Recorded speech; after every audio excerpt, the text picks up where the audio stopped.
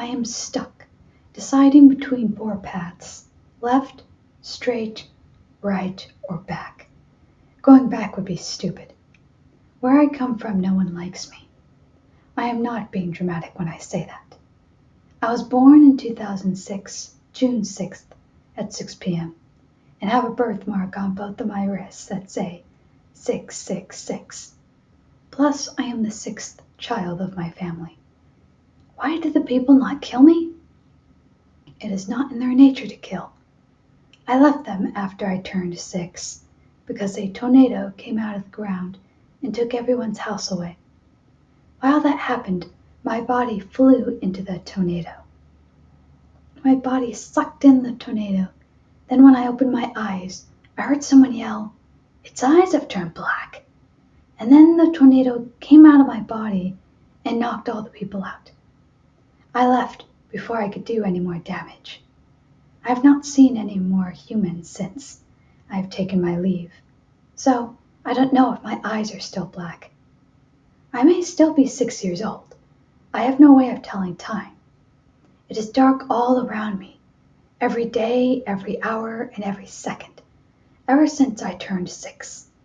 But I am not blind. My eyes constantly roll up, down, left, right, and crisscross. They are not secured. I'm surprised they don't fall out of my sockets. Oh yeah, I am 6 feet and 6 inches tall. I imagine that's tall for a 6-year-old, if I am still 6. I used to have violet eyes. Now I'll probably forever have black eyes. Either way, they weren't normal. I was given the name Eve. It seemed close to saying evil. I want a chance to prove to anyone who thinks I am evil that I truly am not. Sure, the tornado thing got out of hand, but no one died. Rest assured that I have my powers and my upcoming powers under control. Just outside my enemy's door, I knock. He opens the door. I kick at his face. He catches my leg and throws me against a wall inside his room. A little girl cries. The man puts a knife to her throat, saying the typical line I hear from all my enemies: "You make any sudden movements, she dies." I'm really getting sick of that line. Do they think I'm stupid? If I don't move, the victim's dead. If I do move, the victim's dead. Either way, the victim's dead. I don't care if the victim's dead or not anymore. I will avenge them. My head is throbbing but not bleeding. I stand up and throw my star daggers at my enemy. He managed to slit her throat before my star daggers killed him. At least the little girl doesn't have to deal with any more evil. Just non-stop goodness in heaven. I walk over to her, carry her in my arms, and take her to her parents. They paid me to bring her back to them. I told them I don't care about my victim's fate, but they would not hear it. They only came to me because I'm famous for how many evil I have put down. No one looks to the negative of my work, which is most of the victims in my cases die until the negative is upon them. I lay her outside her parents' door, knock on it, then leave. I'm sick of people thinking I'm a hero. A hero cares about their victims. I don't. The only thing I care about is ridding the world of evil. It's part of my being. I seek a new life, so I left my past and now stuck between four paths. But I'm not alone, for a black-eyed girl is beside me. She says her name is Eve. My name is Nerova. I cry because no one will ever see me again, only feel me enter their bodies. People will never see me accomplish great things, only remember me being a disappointment. Back when I was alive, I thought I could change my boyfriend. I thought I could help him stop stealing money. My family and friends told me he wasn't good for me, and people walking around wouldn't even look at me. I was determined to change him for the better. No college, no job, no hanging out with family and friends, just him. When I realized he wasn't going to change with me around, I figured maybe distance from me will change him. After I left him, he set me up, somehow getting my fingerprints and placed them everywhere in the bank he stole from. and I ended up in jail. No one visited me. I was such a disappointment to everyone. At the end of my year sentence, a man prisoner bashed my head into a wall. I couldn't stop bleeding and I died.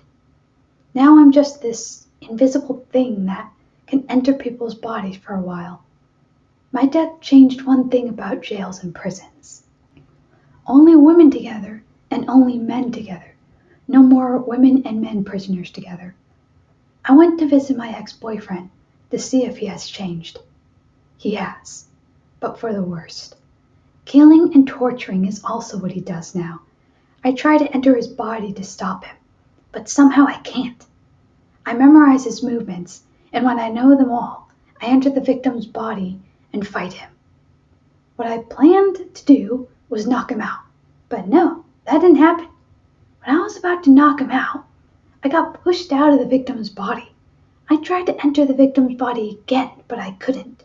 So I moved to the next victim, who seems to be a weightlifter.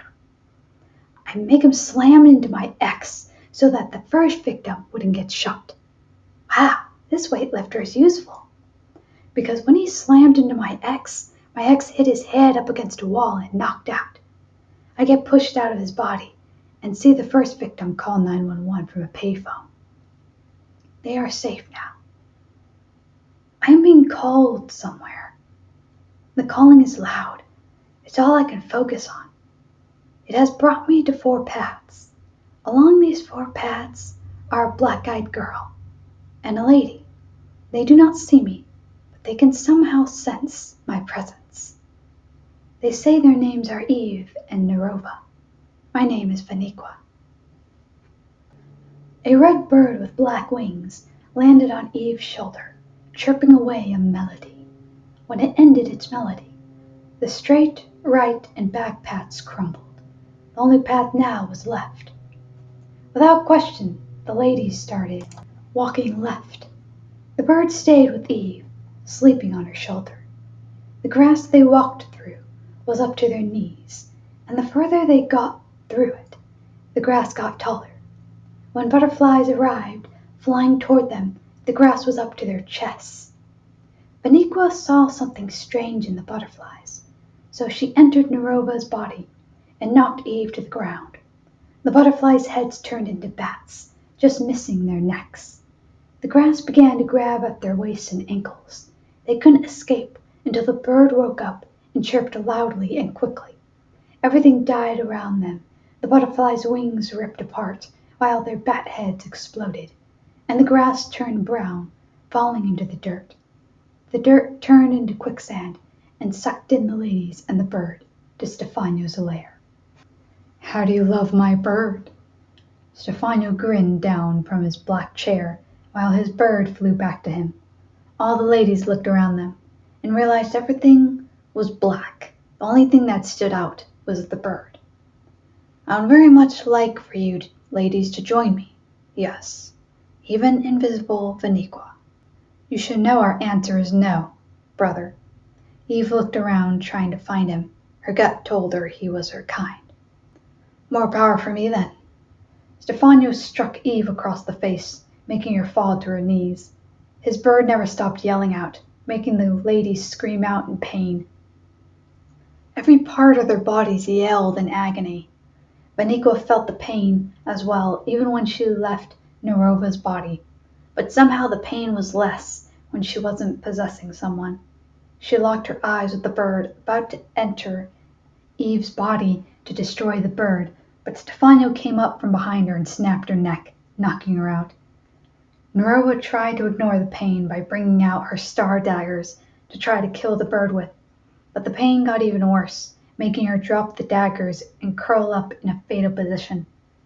Eve closed her eyes, trying to fight the pain.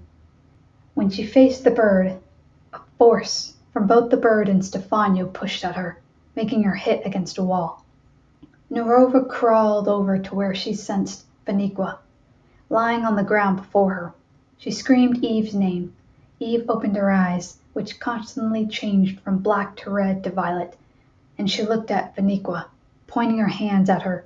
A force moved Vaniqua's body close to the bird, and when all Eve's energy entered Vaniqua's body, she woke up, then grabbed the bird, tearing off 3 of its feathers out of its wings, and sealed its beak with Eve's powers. The bird got out of Vaniqua's grip, flying high, unreachable by humans. The blackness was gone, which meant they could see Stefano, and the pain was gone. All the ladies united and tried to kill Stefano, but they couldn't even hurt him.